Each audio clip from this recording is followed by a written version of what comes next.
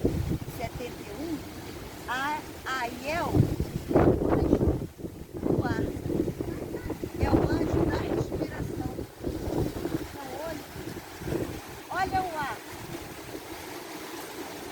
olha como é que ele movimenta.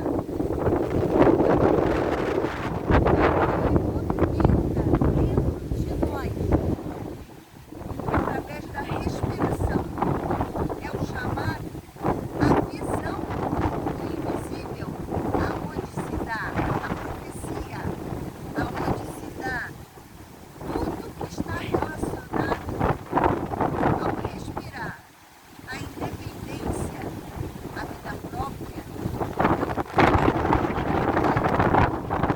Ele entra dentro de você, ele é o seu melhor amigo, aonde tudo começa a funcionar.